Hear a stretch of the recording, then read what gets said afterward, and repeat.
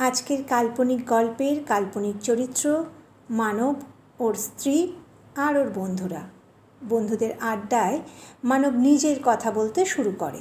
মানব বলে, হঠাৎ করেই কোনো কারণ ছাড়াই তাকে ভালোবেসে ফেলেছিলাম।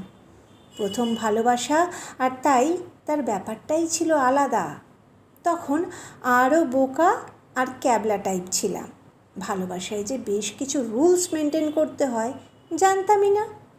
আর জানলেও আমার মতো মানুষের তাতে লাভ কিছুই হতো না। বন্ধুরা জিজ্ঞাসা করে, রুলস সেটা আবার কীরকম?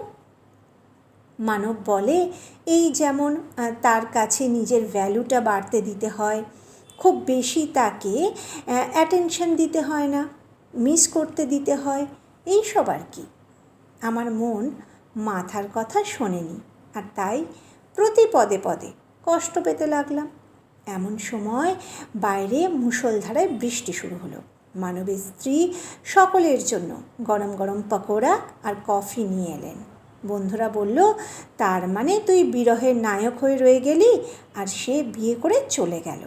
মানব বলল, হ্যাঁ তা বলতে পারিস, কিন্তু সেও তো রুলস না মানা পাবলিকই ছিল, আর তাই গেল আর কোথায়, আমার ঘাড়েই চাপলো। আর এখন তোদের গরম গরম পকোড়া ভেজে খাওয়াচ্ছে। বিরহের নায়ক আর আমার হওয়া হলো না।